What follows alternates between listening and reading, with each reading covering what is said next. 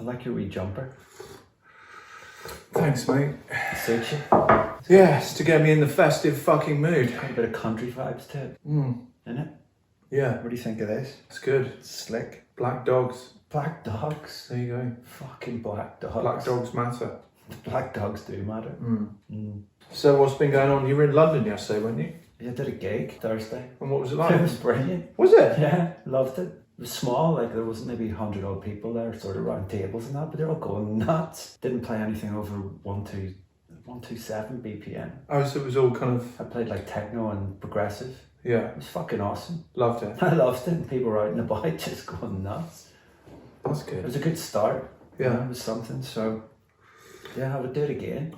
Sounds good. Yeah, it was good to get up in London. Nice to hear music loud. Yeah, just have people out and about. Like, I didn't know what to expect. Obviously, it was social distance, there was tables and blah, blah, blah, and I was thinking... And were there people in there policing the social distancing? Yeah, they kind of were, but it was like, people were up dancing and that. Like, they were raving. Like, it only opened at 6, closed at 10, and people were going nuts. And the security staff and all were dancing, going, yes. Are you back to Ireland tomorrow? Yeah, go back tomorrow, yeah. So I've just been like clearing up everything. Christmas in Dublin. Or Christmas in Belfast. I'm actually going to Belfast. Yeah. So I'm going to Dublin for a week and then going up to Belfast on the 21st. Because actually it's I think this will be the last Christmas in our family home. It's going up for sale in March. Shit. Yeah. Sad. And my mum, she wants to move to Lanzarote. Oh, really? Yeah, my dad doesn't. He's No. like, fuck that. Really? He wants to keep a bolt hole in Belfast. Was he going to get a little... I think they're going to get like 2 places. Mm. So I'm thinking maybe come back here mid-January for a few weeks, then I might go over there for like a week. Just bring my laptop. Yeah, it's a good idea. I don't know, just keep mobile and keep writing ideas. What about you, Johnny boy? It's been a pretty challenging few weeks. Busy, working hard on the campaign for Will Atkinson's album has been quite time consuming. Everything for Tranceportal has been quite time consuming. I've been working a lot on the new compilation for 7. When's that come out? I would imagine it's probably going to be April. Have you got much material? For it? Yeah, I think I've probably got about 18 tracks so far. That's great. Well, I mean, I've got more. There's other tracks on there that I want to put on, you know, like my single Smile and yeah. Tooth Decay on Tuesday, stuff like that I want to put on, that by the time the album comes out, they'll be quite old, but I still want to put them on there. Yeah, of course. So all in all, I think I'm looking for about 10 more tracks. Yeah, between 8 and 10 more tracks. Double CD? Double CD. And just you're doing it? Yeah. Yeah. And both banging? I think so. I was contemplating doing the first one kind of building up and progressive and stuff like that, but I just thought, you know what? Fuck it. Go for it. Yeah, I'm just going to do 2 CDs of tearing the shit out of it. And also, I've been working a lot on my original material for an artist album, which I think actually, the way things are going, it could very well come out in 2021. That'd be awesome. November time, maybe. Is it much close to being finished? Kind of, yeah. I mean, there's a few that were finished, but now the more I listen to them, the more, like the main riff in one, it's okay, but it's just not fucking iconic. It's always when you get to like the 70% stage, that's where the work really starts to kick in. Yeah. It's like the ideas are a buzz, and you get to that point, it's like, fuck me, this is going to take a good bit longer to get it totally perfect. It's hard, but you know, even though there's a possibility that it might be ready in time to release next year in maybe November or December, I'm still, if it's not, I'm not going to put it out then. I'll when it's finished, it's finished. But I've got 28 tracks now started. And like we did this year in January when Will and I and Charlie went to Red Kite Barn for 9 days. Yeah. I'm going to do the same this coming January. I'm going away for 2 weeks, but on my own. Yeah. To write and to focus on developing or progressing the album considerably is number one priority. You know, ideally come out of that period as well with a couple of singles finished as well. You know, there's so many tracks started now that I forget about some of them. You know, I have to regularly go through all 28, projects and reopen them to remind myself of what's there. The good side of that though is, when you do refresh, then you can narrow down. Maybe there's a few are quite similar, and then you just take the best. Yeah, that's the problem. A lot of my tracks do sound quite similar. I mean, I have a sound. It's all slamming trance, breakbeat, or techno. Yeah, it's those three. Nails. Yeah, it's all banging. It's all fucking smashing. The stuff I'm working on the most at the moment is techno, like 140 to 142 banging techno. Great. Yeah, I'm really enjoying that. So the good thing about that is it just feels more spontaneous. It's like experimental sounds. Yeah. Just, if something comes up, you run with it. Yeah. Rather than, trying to make some musical masterpiece. I like that. It's good actually, because I've also, now that I've got my deck set up in my studio here at home, I have all my old, let's say 90, I don't know.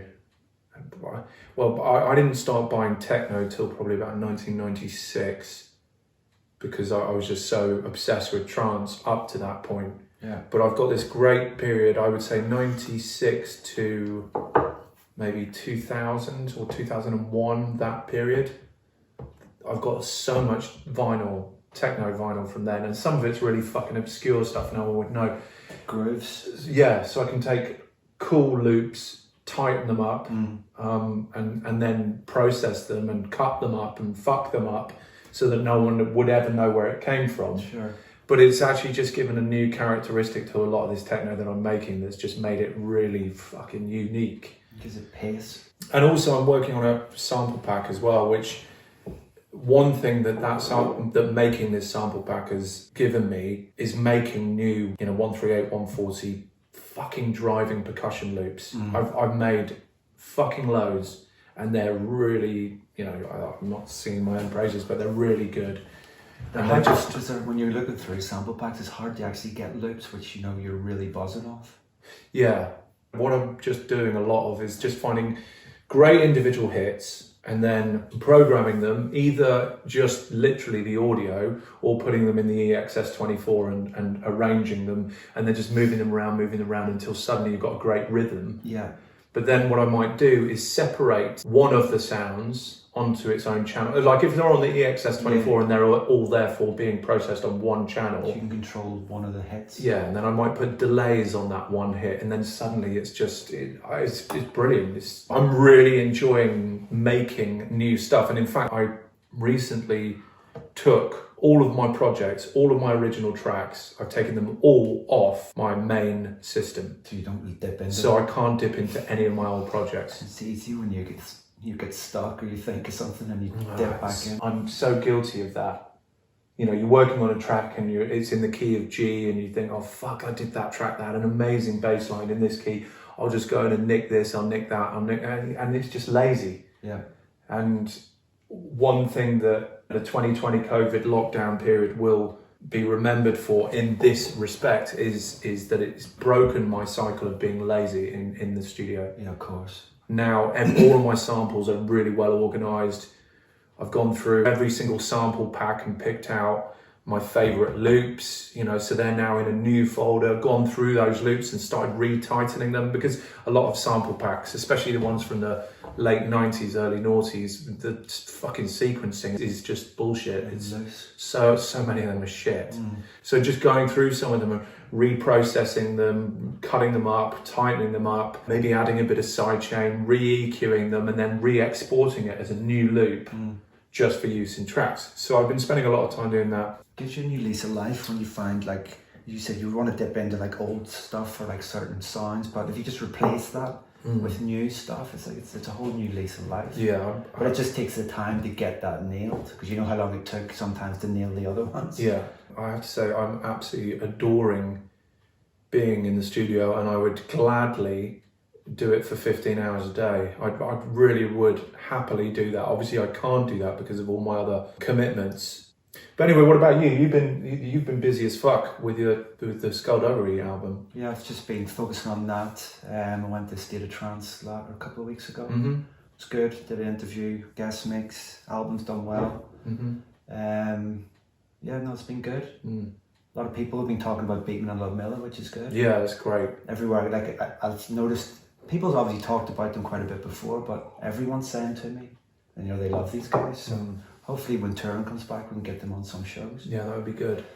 And then aside from that, I've just been working on some new bits for next year. A couple of really good remixes for the early part of the year. One big one, which I'll let you know about soon. Or should I tell them? Yeah, I don't see why not. I mean, do we need to hold anything back? No, what's it? It's called Fonzarelli Moonlight Party. Yeah. Yeah, so when you asked me to do that, I wasn't actually familiar with the track, but I know it's huge. And then it stuck in my head and it was like, it really was stuck there for like a week or so. I was like, yeah, I'll definitely do it. So I'd say it's about, I don't know, maybe 65-70% now. It's sounding pretty good. Yeah, I can't wait for that. Yeah, it's going to be solid when it's done. It's kept the essence, but it's like created like a new sort of feeling to it without taking away from it. That's another thing, the Deep in Thought release schedule. I think we've only got 2 slots left for next year, and I think there are 17 releases on Deep in Thought next year, and there's only 2 of those left, i.e. we've signed 15 tracks, or there's 15 tracks scheduled for next year, including your Fonzarelli remix. Yeah. And I'm also working on an idea for a chill out ambient album. For Deep in Thought? Yeah, for Deep in Thought. I suppose there's enough melodic tracks. Well, there's chill out remixes of stuff on Deep in Thought and stuff on Seven. Like, I'd love to get Will to do a chill out remix of Seventh Heaven. But there's also a lot of original tracks that are just chill out tracks that I'm getting, or that have already been made, or... So I'm thinking of starting a new series. Well, I'm not thinking, I am going to start a new series on Deep in Thought, which will be just a chill out album released always in the spring or summer, just for lounging around the pool in Ibiza if that shit ever happens again. Of course it will. And also chill out albums, like, they're popular when it comes to streaming. Yeah, they're popular when it comes to streaming. They're popular in that after the after party when you're stuck to the sofa. Yeah, when you're stuck to the sofa and you've already done 50 to 60 hours of banging, and now your mind is a mush and you need something to cushion your way back into reality. Yeah. So yeah, 3 album projects for next year. It'll be interesting to see the steps next year, like everyone's coming to the end of this year and like going, oh fuck, glad 2020 is over, but we're still going to have to face a lot of things come January. And I don't know, I've looked back in this year, as much as it's been fucked up, I'm going home for Christmas feeling quite positive. I feel like a good sense of achievement in a tough time. Look, it's been a good year in a lot of different ways. There's definitely been some ups and downs. There is a lot to do with this year that I will look back on and be thankful for. Yeah. And a lot of positivity, a lot of creativity. I mean, fuck me, the amount of material now almost ready for when everything starts is phenomenal. And I never would have had the time to do that before. Yeah. Prolonged family time, all the other different great things that did come out of this. But I still want this year to fucking end. The main reason why I want that is because I just want to keep pushing to try and get to the end line. The sooner this year's out of the way, then the sooner we're into January. The sooner we're into January, the sooner we're into February, March, April, until... it moves. Yeah. Yeah. But that's the thing we always said when we were on the phone each day, but when this started, it was always just keep charging till the end. The end as in when things come back. Yeah. Because that's the endurance test. We're nomads, essentially. We're used to travelling all the time.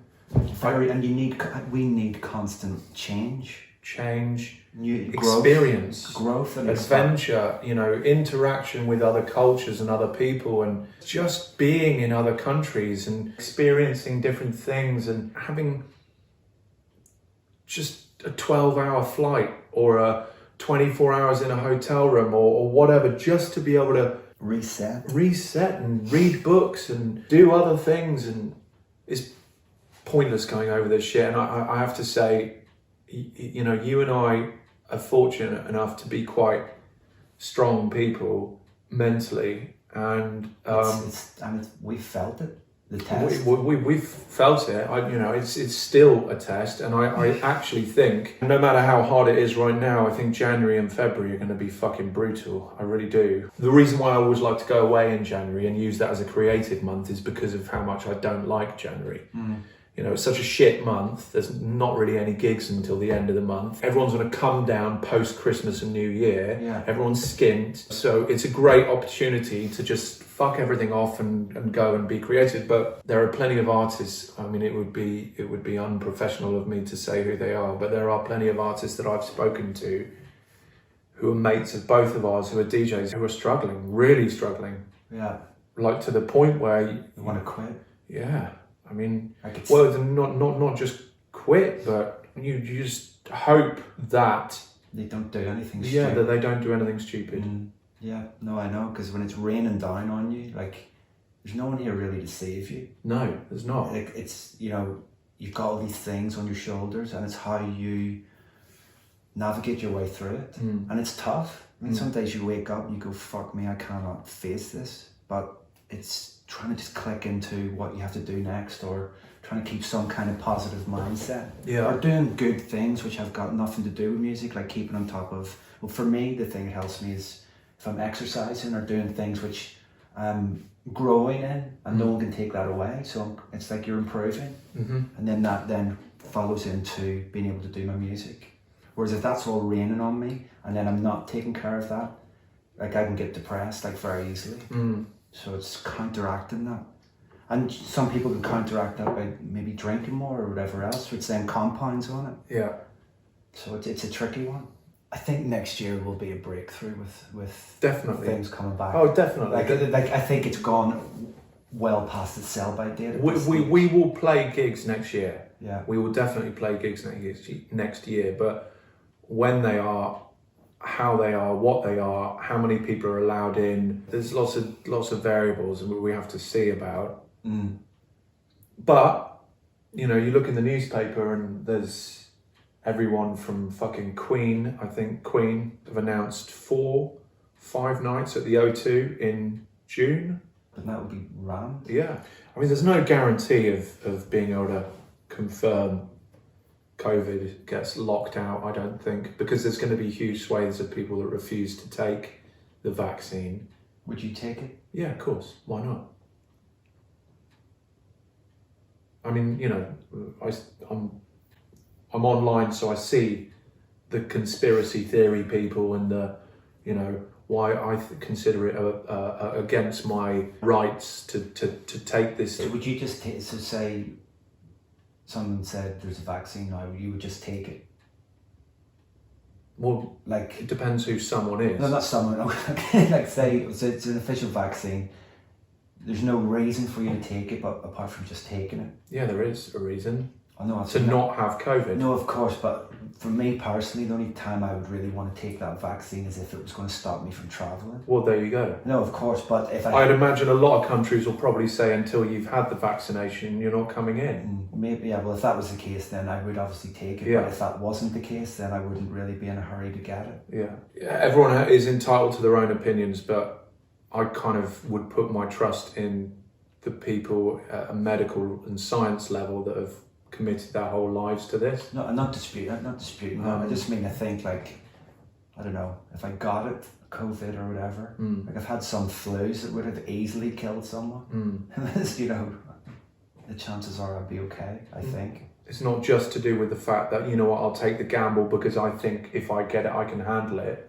My sister, her husband, their kids, bar their oldest daughter, all of them have had COVID. My brother, his wife and son, they've all had COVID. It's quite a lot in your close circle. Yeah, but I think it's quite common. And how did their experiences differ? On the whole, most of them had 3 to 4 days of being pretty ill.